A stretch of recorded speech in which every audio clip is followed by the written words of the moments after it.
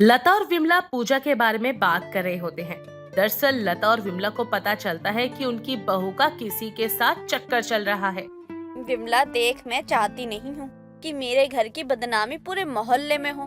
तू सच कह रही है ना, मेरी बहू का किसी के साथ चक्कर है? अगर ऐसा है हम इन दोनों को रंगे हाथों पकड़कर समझा देते हैं। अगर ये नहीं समझते हैं तो फिर मैं अपनी बहू को घर से बेदखल कर दूंगी। तेरे सर की कसम खा के कह रही हूँ, तेरी बहू को छत पे किसी के साथ बात करते हुए देखा था। अरे जब तेरा बेटा घर में ही नहीं था तो वो आदमी कौन था जो तेरी बहू से छत पे बात कर रहा था जब तू 2-3 दिनों के लिए मायके गई थी? इसका मतलब मेरी बहू मेरे बेटे के होते हुए उसके पीछे से किसी और के साथ चक्कर चला रही है। देख विमला, इसका क्या करती हूँ मैं, बस तू मेरे साथ रहना। अरे तू कहे तो मैं अपने दरवाजे से ही ना उठूं। तेरी बहू पे नजर रखने के लिए तो पूरे दिन दरवाजे पे बैठी रह सकती हूँ मैं। नहीं नहीं, इतना करने की जरूरत नहीं है। बस मेरे घर में कौन आता है, मेरी बहू कहाँ जाती है और किससे बात करती है, इन सभी चीजों का ध्यान रखना होगा मुझे। बस तू कहीं भी मेरी बहू को किसी और के साथ देखे तो मुझे तुरंत बताइयो। अरे बिल्कुल बिल्कुल सही कह रही है तू, चिंता मत कर और देखती जा कि आखिर मैं क्या करती हूँ। लता और विमला अपनी बहू पूजा पर नजर बनाकर रखते हैं। एक रोज विमला और लता दोनों बाजार गए थे। लता का बेटा घर पर होता है और लता अपनी बहू को घर पर अकेला छोड़कर जाती है। लेकिन जब विमला बाजार से सामान खरीद रही होती है तो उसकी नजर लता की बहू पूजा पर जाती है। लता, तेरा बेटा घर पे ही था तो तू अपनी बहू को घर पर छोड़कर तो आई है, लेकिन ऐसा भी तो हो सकता है, क्या पता तेरी बहू तेरे पीछे पीछे बाजार आ गई हो। अरे नहीं नहीं, मेरे बेटे के रहते हुए इसकी इतनी हिम्मत नहीं है कि ये बाजार आकर अपने आशिक के साथ घूमे। देख देख देख देख, वो तेरी बहू ही जा रही है ना, और उसके साथ ये आदमी भी है जिसने हेलमेट लगा रखा है, क्योंकि वो अपना चेहरा दिखाना नहीं चाहता है। पक्का वो तेरी बहू का आशिक है जो हेलमेट लगाए बाजार में घूमने आया है उसके साथ, और तू कह रही है कि तूने अपनी बहू को अपने बेटे के साथ घर पे छोड़ा है। कैसी बातें कर रही है, मैं सचमुच अपनी बहू को घर छोड़कर आई हूँ, तो भला वो अपने आशिक से यहाँ कैसे मिलने आ सकती है? मेरी बातें ना जाने तुझे बुरी क्यों लग रही हैं? अगर तुझे विश्वास नहीं हो रहा है तो सामने देखना, वो तेरी बहू ही है। विमला के कहने पर लता अपनी बहू को देखती है तो उसके पैरों तले से जमीन खिसक जाती है, क्योंकि उसकी बहू पूजा एक आदमी के हाथों में हाथ डाले बाजार में घूम रही थी और उस आदमी ने अपने चेहरे को छुपाने के लिए हेलमेट लगा रखा था। विमला, तू तो सच कह रही है, ये मेरी बहू है। और देखो जरा कैसे बेशर्मों की तरह ना जाने किसके साथ घूम रही है, और ये कलमुहा अपने मुंह को छुपाया हुआ घूम रहा है। लता, तू कहे तो इसे बीच बाजार में पकड़ ले और सबके सामने बेइज्जती करते हैं, जब जाके इन दोनों को शर्म आएगी और ये ऐसा काम करना छोड़ देंगे। नहीं नहीं, मुझे अपनी इज्जत बहुत प्यारी है, चाहे मेरी बहू को अपनी इज्जत की परवाह हो चाहे ना हो, लेकिन मैं नहीं चाहती कि मेरे साथ मेरे परिवार की इज्जत उछाली जाए। अरे लता, मुझे इसी बात का बुरा लग रहा है। तू तो अपने घर परिवार की इज्जत बचाने के लिए चुपचाप बैठी है, लेकिन तेरी बहू इसी चीज का फायदा उठा रही है, किसी और के साथ रंगरलियां मना रही है। मैं तो कहती हूँ इज्जत को साइड में रख और इसकी इज्जत का फालूदा कर दे। बस किसी तरह मुझे एक मौका मिल जाए, उसके बाद तू देख मैं कैसे इसे इसके मायके इसके बाप के पास इसे छोड़ कर आती हूँ। जिस तरह ये यहाँ अपने ससुराल में मेरी नाक कटवा रही है, उस तरह इसके बाप के घर में रख कर आऊंगी और इसकी नाक कटवाऊंगी। ऐसे ही समय बीत रहा था। लता बराबर अपनी बहू पर नजर बनाए हुए रखी थी। आखिर कौन है वो जिसके साथ उसकी बहू का चक्कर चल रहा है? एक रोज लता देखती है कि सुबह सुबह उसकी बहू पूजा उसके पड़ोस के घर यानी उसके पड़ोसन विमला के घर ताका झाकी कर रही थी। क्या हुआ बहू, लगता है तेरा कुछ खो गया है। नहीं नहीं माँ जी, मैं तो देख रही थी आज विमला काकी सुबह सुबह दिख नहीं रही। वो क्या है ना, मुझे नींबू पानी पीना था। कल ही बाजार से नींबू लेकर आई हूँ, तेरा ध्यान घर पर रहेगा तभी तो। ना जाने आजकल तेरा समय कहाँ कट रहा है और ध्यान तो तेरा कहीं और ही लगा हुआ है, ये भी मैं बहुत अच्छे से जानती हूँ बहू। मैं कुछ समझी नहीं माँ जी, आप कहना क्या चाहती हैं? कहीं आप मुझे ताने तो नहीं दे रही हैं? अरे बहू, तुझे ऐसा क्यों लग रहा है कि मैं तुझे ताने दे रही हूँ? तू तो घर की संस्कारी बहू है, घर की लक्ष्मी है तू, ऐसा वैसा कुछ कर ही नहीं सकती है तू। हाँ माँ जी, ये तो आप एकदम ठीक कह रही हैं। दोनों सास बहू की बातचीत चल ही रही होती है कि तभी लता की पड़ोसन विमला का आना होता है और विमला आते ही लता से कहती है, मुझे तुझसे जरूरी बात करनी है। हाँ हाँ बोल, क्या बात है, क्या हुआ? सब ठीक तो है ना? तू इतना परेशान क्यों है? तुझे और भी कुछ पता चला है क्या? मुझे फिलहाल इतना पता चला है कि तेरी बहू का अपने ही पड़ोस में किसी के साथ चक्कर चल रहा है।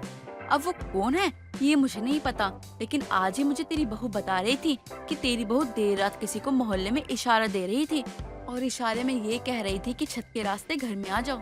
फिर तो मुझे और भी ज्यादा चौकन्ना रहना पड़ेगा, यानी कि मेरी बहू का आशिक कोई पड़ोसी ही है और वो मेरे घर में आना जाना भी करता है मेरी नाक के नीचे से। आज आने तो दे विमला, अगर वो आज रात छत से घर में आया तो झाड़ू से मारूंगी उसे, निकम्मा कहीं का, करम जला। लता को जब पता चलता है कि उसकी बहू का चक्कर उसके पड़ोस में किसी के साथ चल रहा है तो लता अब देर रात तक सोती नहीं। तभी उसके घर किसी के आने का एहसास होता है। अब लता अपने तकिए के नीचे जो डंडा छुपा कर रखती थी उसे निकालकर बरामदे में लेकर आती है। तभी वो देखती है कि उसकी बहू के कमरे में कोई जा रहा है, जिसे लता मारने लगती है और शोर मचा देती है। शोर मचाते ही पूजा, पड़ोस के विमला, उसके बेटे सब जाग जाते हैं। माँ जी, ये किस लिए मार रही है? आप छोड़िए उन्हें। खबरदार लता, अगर तूने इसे मारना छोड़ा, इसे इतना मारना इसकी नानी याद आ जाए, इसकी 5 पुश्ते भी याद रखे कि किसी की घर की बहू बेटी को फंसाने में क्या ही होता है। अरे अरे लता, लात मारना, मार इसके मुंह पे खींच के लात। अरे माँ, कुछ तो शर्म करो, ये आपके बेटे को पीटे जा रही है और आप कह रही हो कि छोड़ो मत, मारते रहो। अरे माँ, ध्यान से देखो, मैं आप ही का बेटा हूँ, मोहन। क्या मोहन? हे भगवान, मैं तो लुट गई, बर्बाद हो गई। इस विमला ने ये सब जानबूझकर किया है ताकि मेरे घर परिवार की बदनामी हो। ये सब अच्छा नहीं किया, अपने बेटे को मोहरा बनाकर मेरी बहू के साथ चक्कर चलवाया है। मुझे ना पूजा भाभी से प्यार करने के लिए तो किसी ने कहा नहीं था, बल्कि पूजा भाभी दिखने में इतनी अच्छी लगती हैं कि उनसे तो उनके देवर को प्यार होना ही था। इतना सुनने के बाद वो एक जोरदार तमाचा लगा देती है और अपने बेटे मोहन से कहती है, तेरी वजह से आज पूरे मोहल्ले में मेरी नाक झुक चुकी है। लोग तरह तरह की बातें बना रहे हैं। अरे आप ही बताइए, प्यार करना क्या गुनाह है? हाँ बताओ ना। बताइए माँ जी, प्यार करना कहाँ से बुरा है? और हाँ विमला काकी, अब तक मेरी माँ जी को आग लगाती रही। मुझे सब पता था, लेकिन आपको खुद ये नहीं पता था कि मेरा आशिक और कोई नहीं बल्कि आपका ही बेटा है। इस करम जले ने तो मुझे कहीं का नहीं छोड़ा, मैं तो बर्बाद हो गई। लता, मुझे माफ कर दे, मेरे बेटे ने तेरे घर की इज्जत पे नजर डाली है, तो अब इसके साथ कुछ भी कर, मैं कुछ नहीं बोलूंगी। लता दोनों तरफ की बातें गौर से सुनती है, लेकिन उसकी इज्जत उछल चुकी थी, इसलिए अपने बेटे और अपनी बहू यानी पूजा को उसके मायके छोड़ के आने की बात कहती है, और तब तक लाने को भी नहीं कहती जब तक उसे इस बात का पछतावा ना हो जाए कि उसने अपने पति के रहते हुए किसी और के साथ चक्कर चलाया था और ये कितना गलत था। शकुंतला काफी समय से नोटिस कर रही थी कि शकुंतला की बहू सीमा जब से आई है तब से उसे शरबत पीने की बहुत ज्यादा आदत है और इसी शरबत की वजह से वो चाय के लिए चीनी भी नहीं छोड़ती। अब एक रोज सीमा अपनी सास शकुंतला को चाय देती है, लेकिन जैसे ही शकुंतला चाय पीती है वो चाय को उगल देती है।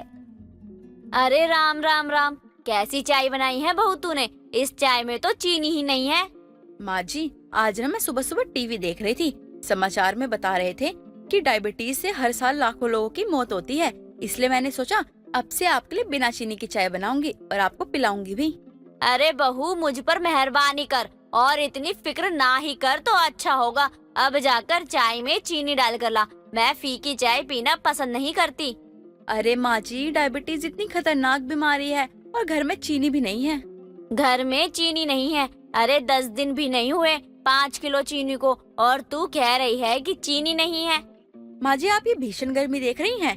इस गर्मी में मैं किचन का खाना बनाती हूँ, घर का काम करती हूँ, काम करते करते मेरी एनर्जी सारी खत्म हो जाती है, इसके लिए मुझे शरबत बनाना पड़ता है। इसका मतलब कि 5 किलो चीनी तो शरबत में पी गई और मुझे फीकी चाय देकर कह रही है कि माँ जी आपको डायबिटीज ना हो जाए, इसलिए मैंने आपको फीकी चाय दे दी। माँ जी, आप भी ना कितना गुस्सा करती हैं। मैं अभी जाती हूँ और विमला काकी से चीनी लेके आती हूँ। नहीं नहीं, अब मुझे चाय नहीं पीना है। चाय पीने से पहले तो इतना कलेश कर दिया तूने, जा जाकर काम कर ले अब। सीमा को शरबत पीने की आदत थी और वो भी बेल का शरबत, जो कि पहले से तो मीठा ही होता है, लेकिन सीमा उसे चीनी डाल डालकर और पिया करती। बेल का शरबत गर्मी में पेट के लिए बहुत अच्छा होता है और वो पेट को ठंडा रखने के लिए मदद भी करता है, इसलिए सीमा ज्यादा से ज्यादा अपनी स्किन पर ध्यान रखती।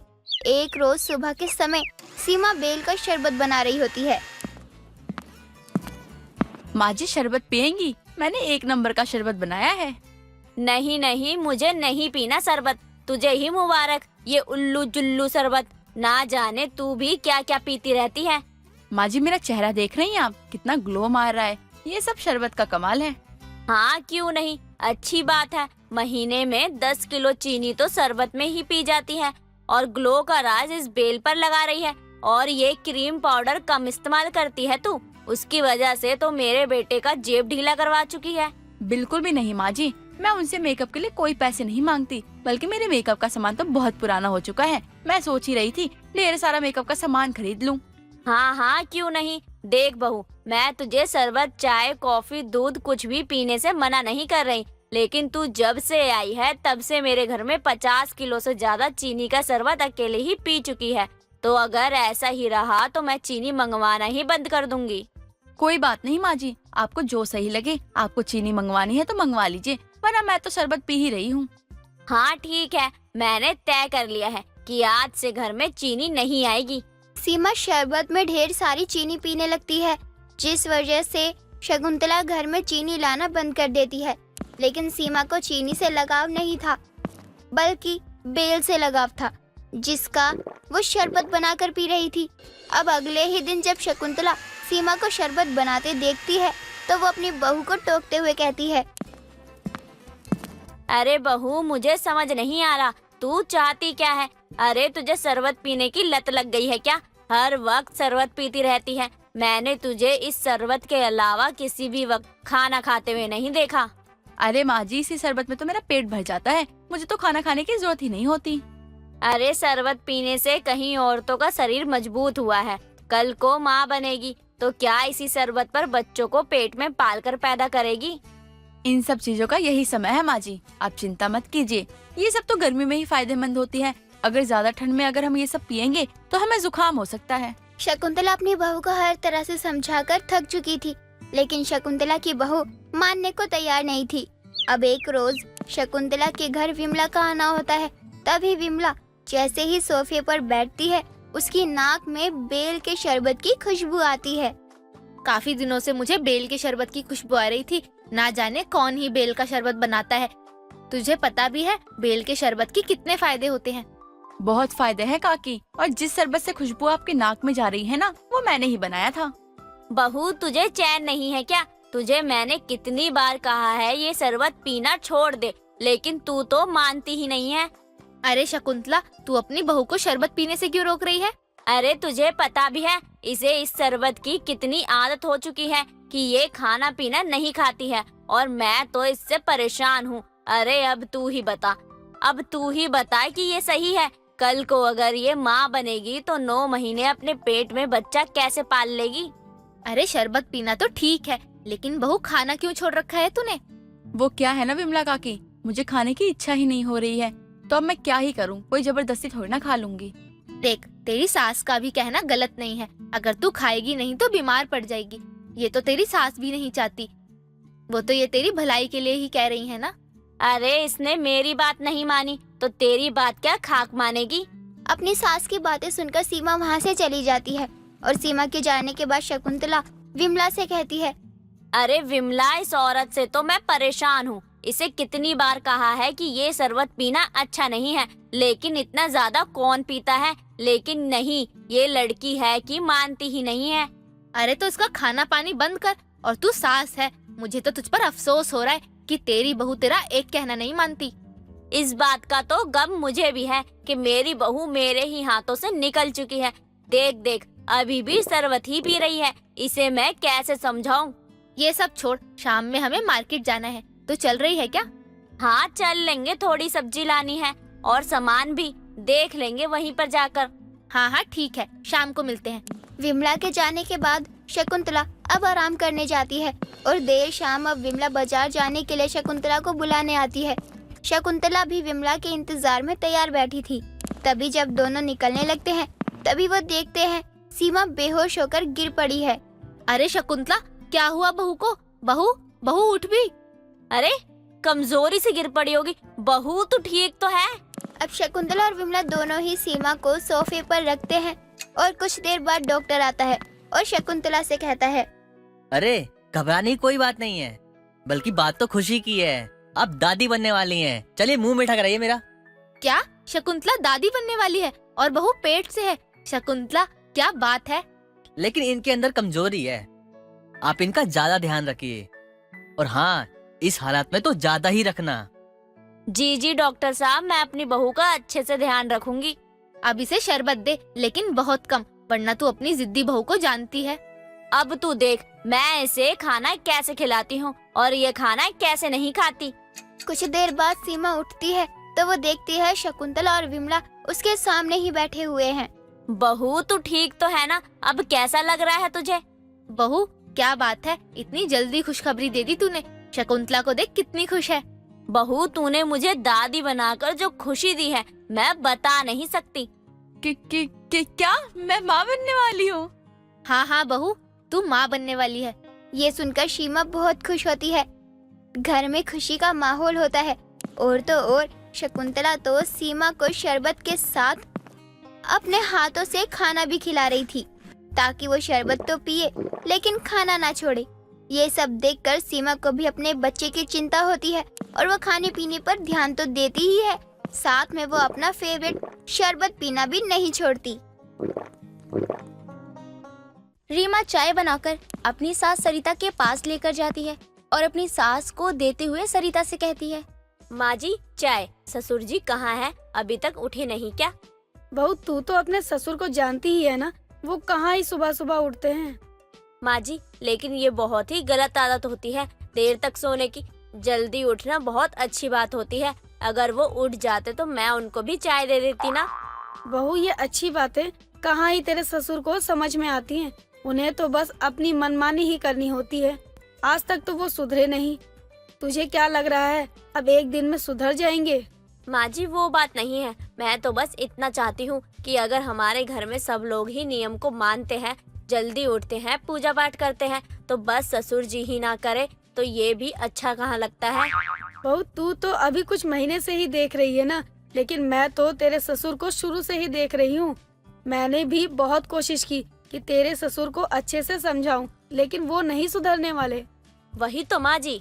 रीमा और सरिता इसी तरह बातें करती रहती हैं। 12 बजे जब रीमा के ससुर मनोज की आंख खुलती है तो वो अपनी बहू को बुलाने लगते हैं। रीमा अपने ससुर के पास जाती है और कहती है, जी ससुर जी उठ गए आप? अरे बहू दिखाई नहीं देता तुझे? मैं सोया नहीं हूँ, जाग चुका हूँ, फिर भी सवाल किए जा रही है। अच्छा चल ये सब छोड़, मेरे लिए कप चाय बना के लेकर आ। मुझे चाय पीना है। हल्का होने के लिए मुझे चाय की जरूरत होती है। ससुर जी आप हमारे साथ ही उठ जाया करिए ना। आपके लिए बार बार अलग से चाय बनानी पड़ती है, गैस भी लगती है, दूध भी अलग से इस्तेमाल होता है, खर्चा भी कम हो जाएगा। फिर तू अपनी सास को पट्टी पढ़ाने लग गई। अरे मैं नहीं उठ सकता तो नहीं उठ सकता। सुबह जल्दी मेरी आदत नहीं है उठने की, तो मैं क्यों उठूं? और क्या दिक्कत है मैं जल्दी नहीं उठता तो? तुम लोगों को चाय बनानी पड़ती है, गैस खत्म होता है, इसीलिए तुम लोग मुझे जल्दी उठने के लिए कहते हो। अरे क्या दिक्कत क्या है इस घर में? चैन से बंदा सो नहीं सकता क्या? ऐसा नहीं है ससुर जी, मुझे कोई दिक्कत नहीं है। बस मुझे इसलिए दिक्कत होती है कि घर के सारे काम सुबह हो जाते हैं, बस आप ही इतना लेट उठते हो। घर में सनीचर आता है, घर के भले के लिए बोल रही हूँ मैं। बहू अब तक तो ऐसा कुछ नहीं हुआ, लेकिन तेरे आने के बाद सारी दिक्कत सारी परेशानी होने लग गई है। ज्यादा अपना दिमाग मत चलाया कर। अब यहाँ खड़े होकर मुंह क्या देख रही है? चाय बना कर लेकर आ। जब देखो तो बकवास करती रहती है। रीमा अपने ससुर को समझाती तो है, लेकिन रीमा के ससुर जी उसकी एक भी बात नहीं समझते। ऐसे ही कई दिन निकल जाते हैं। रीमा को अपने ससुर की कई आदतें खराब लगती हैं, जिससे रीमा काफी परेशान होती रहती थी। कुछ दिनों बाद सुबह सुबह रीमा नहाने के लिए जा रही होती है, तभी देखती है कि उसके ससुर बाहर से कहीं आ रहे थे। ये देखकर रीमा अपने ससुर से कहती है, अरे ससुर जी इतनी सुबह सुबह बाहर कहाँ से आ रहे हैं? क्या हुआ? आप इतनी जल्दी कैसे उठ गए आज? कुछ नहीं, बस सैर करने के लिए निकला था। सुबह सुबह सैर करना अच्छा लगता है। वो सब तो ठीक है ससुर जी, लेकिन सुबह के 5:30 बजे आप घूमने के लिए चले गए। अरे आपकी तो आंखें नहीं खुलती हैं, नींद नहीं पूरी होती है। फिर आज ये चमत्कार हुआ कैसे? इतने सालों से माँ जी आपको सुधार नहीं पाई। मैंने भी कई बार आपको सुधारने की कोशिश की, लेकिन अब तक तो ये चमत्कार हमें कभी देखने को नहीं मिला। लेकिन आज क्या हो गया आपको? आप इतनी सुबह उठ गए और सुबह उठकर सैर पर भी चले गए। अरे बहू, तुझे परेशानी क्या है? अरे जब देखो तब तू मुझे ताने देने लगती है। अरे जबकि मैं तो अब जल्दी उठने लग गया हूँ, तब भी तू ताने दे रही है। अरे पहले लेट उठता था, तब भी तू देती थी। तू चाहती क्या है? मैं क्या करूँ? बता दे, मैं वही करूँगा। नहीं नहीं, ऐसी कोई बात नहीं है ससुर जी। मुझे तो अच्छा लग रहा है कि आप जल्दी उठ गए। ऐसे ही रोज जल्दी उठ जाया कीजिए। रीमा को अपने ससुर का ये बदला हुआ अंदाज कुछ समझ नहीं आता और वो उसे समझने की कोशिश कर रही थी कि ऐसा क्या हो रहा है। उसके ससुर जी जल्दी उठ जाते हैं, अपना काम खुद करने लग गए हैं। तभी एक दिन रीमा बाजार से आ रही होती है। तभी वो अपने ससुर को सड़क पर चूड़ियाँ खरीदते हुए देखती है। ये तो ससुर जी है ना? लेकिन ससुर जी ये चूड़ियाँ किसके लिए खरीद रहे थे? जरूर माँ जी के लिए खरीद रहे होंगे। कितना अच्छा है ना, ससुर जी माँ जी से कितना प्यार करते हैं। इन दोनों के बीच में अभी तक कितना प्यार बना हुआ है। रीमा अपने ससुर को बिना टोके ही घर आ जाती है। घर आने की कुछ देर बाद मनोज भी घर आ जाता है। मनोज जाकर शांति से बैठ जाता है। तभी रीमा की सास वहाँ आती है। ये देखकर रीमा अपने ससुर से कहती है, वैसे ससुर जी आप कुछ लाए हैं क्या आज माँ जी के लिए? नहीं, मैंने तो कुछ नहीं लाया। कुछ लाना था क्या? लगता है ससुर जी शर्मा रहे हैं मेरे आगे बताने से। वैसे शर्म तो आनी भी चाहिए थोड़ी बहुत, कोई बात नहीं। कल सुबह पूछ लूंगी ससुर जी ने कौन सी चूड़ियाँ गिफ्ट करी हैं। अगली सुबह सरिता जब बैठी होती है तो रीमा उसके पास आती है और बोलती है, माँ जी आपकी चूड़ियाँ काफी पुरानी हो गई हैं। ससुर जी से कहकर नई चूड़ियाँ मंगवा लीजिए ना। बहू तू ये कैसी बातें कर रही है? तेरे ससुर जी को तो मेरे हाथ का नाप भी नहीं पता होगा। वो मेरे लिए चूड़ियाँ क्या लेकर आएंगे? आज तक उन्होंने मुझे एक छोटा सा तोहफा तक नहीं दिया। क्या पता कल ससुर जी आपके लिए चूड़ियाँ लाए हो, आप मुझे बताना ना चाहती हो? ऐसा कुछ नहीं है बहू, मैं तुझसे कोई बात नहीं छुपा रही हूँ। अरे मैं बिल्कुल सच बोल रही हूँ। तेरे ससुर जी मेरे लिए कुछ भी नहीं लेकर आए हैं। खैर छोड़, मुझे उनसे कोई उम्मीद भी नहीं है। रीमा को अब अपने ससुर पर काफी ज्यादा शक होने लगा था। इसलिए रीमा अब हर समय अपने ससुर पर नजर रखने लगी थी। ऐसे ही कई दिन निकल जाते हैं। धीरे धीरे रीमा का शक और भी पक्का होता जा रहा था। कई दिनों बाद मनोज पार्क में टहल रहा था। तभी रीमा वहाँ पहुँच जाती है और अपने ससुर से कहती है, अरे ससुर जी आप यहाँ पार्क में कब से टहलने लग गए? और घर से तो आप ये बोल कर आए थे कि आपको किसी दोस्त के घर जाना है। मुझे नहीं पता था कि आपका दोस्त पार्क में रहता है। अरे बहू, जा तो मैं दोस्त के घर ही रहा था, लेकिन पार्क आ गया तो सोचा थोड़ा टहल लेता हूँ, शरीर के लिए अच्छा होगा, इसलिए यहाँ आ गया। कितनी सफाई से झूठ बोल रहे हैं ससुर जी। खुद का तो टाका कहीं और भिड़ा हुआ है और यहाँ मेरे मुंह के आगे क्या क्या झूठ बोले जा रहे हैं कि पार्क में टहलने चाहिए। कोई बात नहीं, अब तो मैं माँ जी को और उन्हें सच बताकर ही रहूंगी। मेरे ससुर जी का टाका कहीं और भिड़ा हुआ है, तभी तो इतने रंग ढंग बदल गए हैं उनके और सुबह उठकर जल्दी पार्क भी जाने लगे। उस दिन चूड़ियाँ भी ली थी इन्होंने।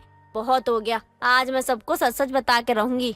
रीमा और नहीं रुक सकती थी और घर जाकर अपने पति रोहन और अपनी सास सरिता को सब कुछ बता देती है।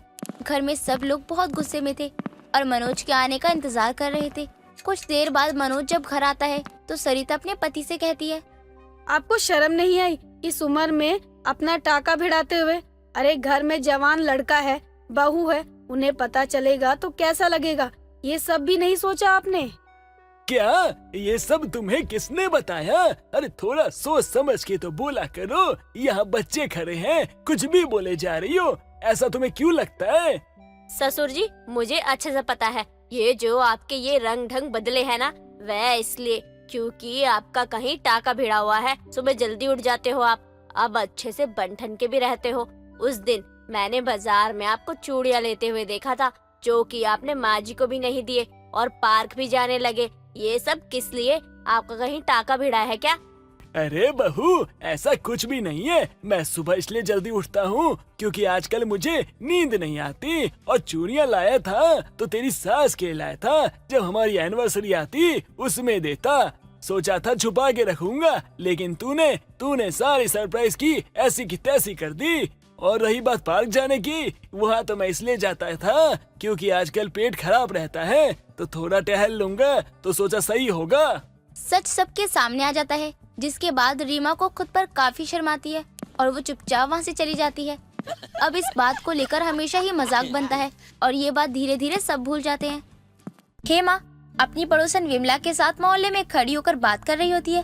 तभी विमला कहती है, अरे हेमा, तेरी बहुएं इतनी पढ़ी लिखी है, सब जानती है, फिर भी वो ऐसे घर में क्यों है?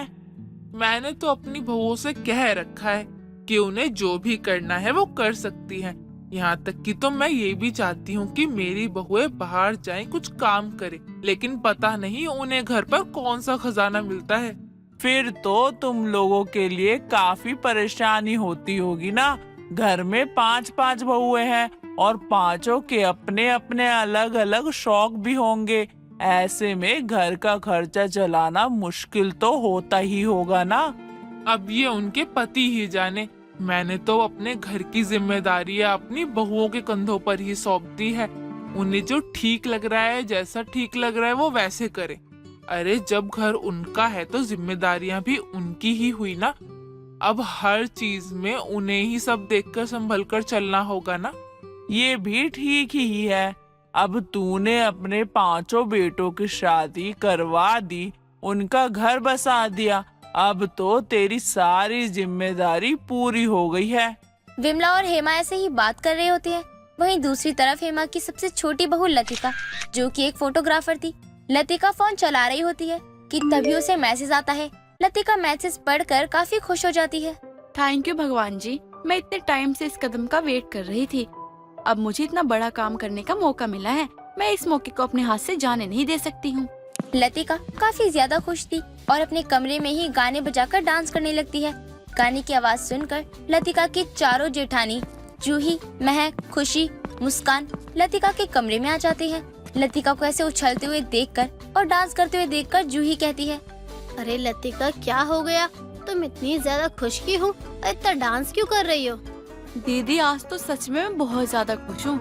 जो चीज मैं इतने टाइम से ट्राई कर रही थी, फाइनली वो मौका मुझे मिल ही गया। आज तो भगवान ने मेरी बात सुन ली, मुझे कितना बढ़िया मौका मिला है।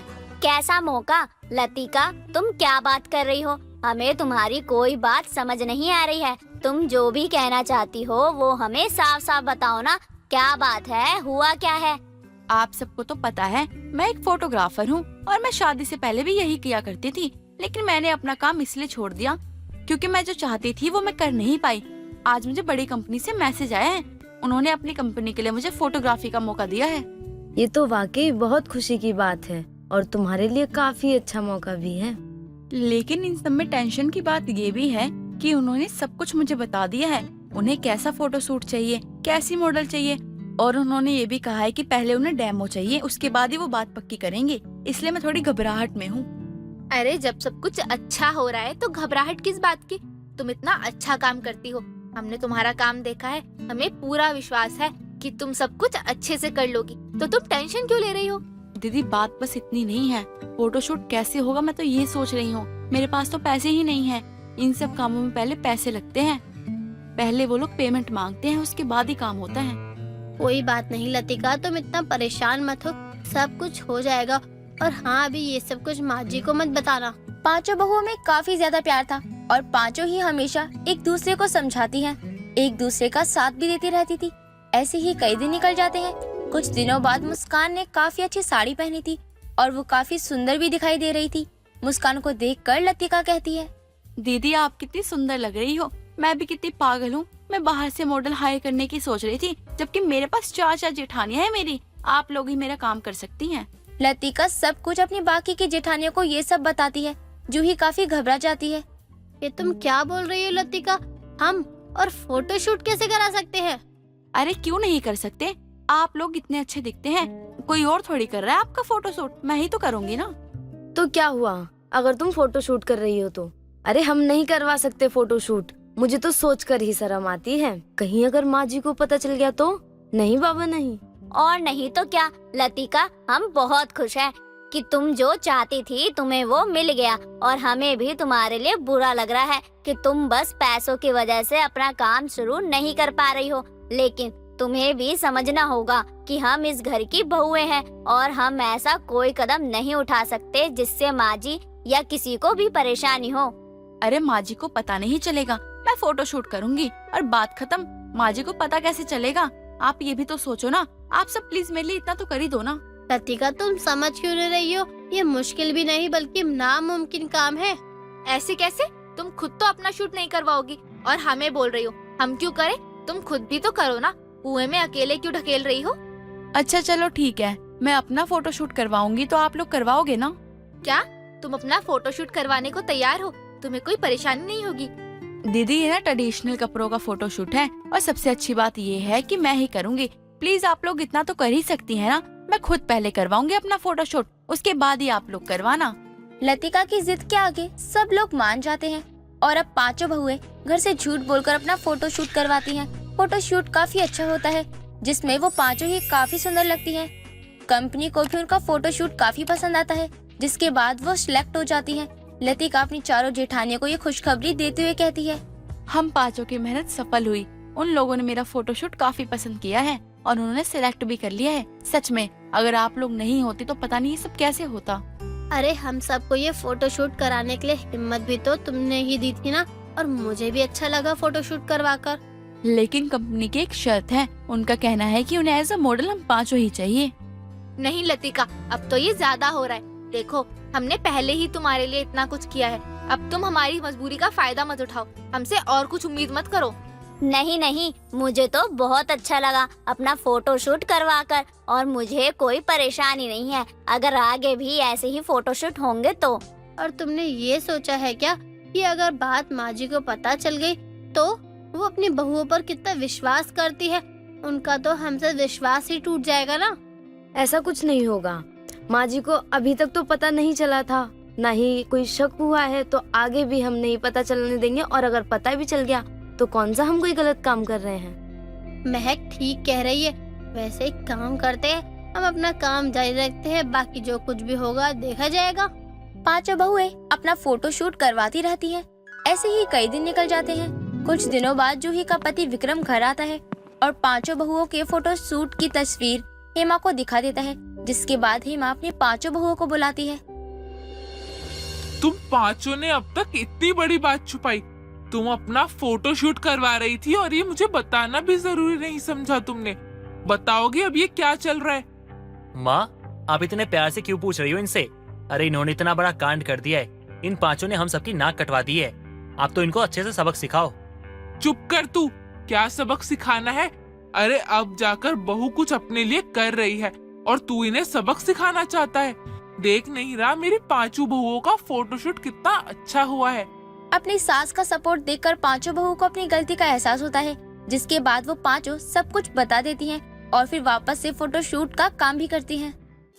मेघा छड़ी के सहारे रास्ते पर जा ही रही होती है। तभी मेघा पर सुमित की नजर पड़ती है। सुमित वहीं खड़े होकर बस मेघा को ही देखे जा रहा था। मेघा जब तक सुमित की नजर से ओझल नहीं होती तब तक सुमित उसे देखता ही रहता, और जब ओझल हो जाती तो सुमित भागते हुए उसके पास जाता है। लेकिन मेघा बस में बैठकर जा चुकी थी। सुमित अब खुद से बोलता है, इतनी खूबसूरत है ये, इसे देखकर तो मेरी नजर कहीं और जा ही नहीं रही। मुझे इससे बात करनी चाहिए, लेकिन मैं इससे बात करूँ तो करूँ कैसे? मुझे तो कुछ पता ही नहीं है कि आखिर है कौन। कोई बात नहीं, अब तक तो मैंने इसको देखा नहीं था, लेकिन अब देख लिया है तो अब कुछ ना कुछ तो इंतजाम कर ही लूंगा। सुमित को मेघा काफी अच्छी लगती है और अब वो हर रोज मेघा को फॉलो करने लगता है, मेघा के बारे में पता करने लगता है। मेघा अंधी थी, तब भी सुमित उससे दूर नहीं होता बल्कि करीब ही जाता रहता है। कुछ दिनों बाद मेघा अपनी सहेली पूनम के साथ जा रही होती है, तो सुमित पूनम के बारे में भी पता करता है और पूनम को मिलने एक कैफे पे बुलाता है। जी कहिए, आपने मुझे यहाँ क्यों बुलाया? देखिए, आप कुछ भी कहो, उससे पहले मैं आपको बता देती हूँ कि मैं भी कई दिनों से नोटिस कर रही थी कि आप मेरी फ्रेंड मेघा को फॉलो कर रहे हो। वो अंधी है। अगर आप उसका फायदा उठाने के लिए या फिर उससे जुड़ी किसी बात के लिए बुलाया है तो कोई फायदा नहीं है। माफ करना, लेकिन यहाँ मैंने तुम्हें तुम्हारे दोस्त के बारे में बात करने के लिए बुलाया है। वो क्या है ना, मुझे तुम्हारी दोस्त बहुत अच्छी लगती है और मैं उससे प्यार भी करने लगा हूँ, लेकिन मैं उसे कहने से डरता हूँ कि कैसा रिएक्ट करे वो। इसलिए ना तुम्हें मेरी मदद करनी होगी। प्लीज मेरी मदद कर दो। मुझे पता है कि तुम्हें मेघा क्यों पसंद है। मेघा सुंदर है, इसलिए तुम्हें उससे प्यार हो गया है ना। लेकिन तुम कोई पहले नहीं हो जिसने ये बात कही है। बस सुंदरता के लिए मेरी दोस्त से प्यार हो गया, लेकिन वो अंधी है और उसकी जिम्मेदारी उठानी पड़ेगी तो आप उसे छोड़ दोगे। नहीं नहीं, ऐसा नहीं है, मैं सच कह रहा हूँ। अगर आपको मेरी बात पे यकीन ना हो तो आप जो बोलोगी मैं वो करने को तैयार हूँ। जी मैं ऐसा वैसा नहीं हूँ। मुझे पता है हर इंसान की अपनी फीलिंग होती है और मैं किसी की फीलिंग का मजाक नहीं बनाना चाहता। मैं बस मेघा से प्यार करता हूँ और उससे शादी करना चाहता हूँ।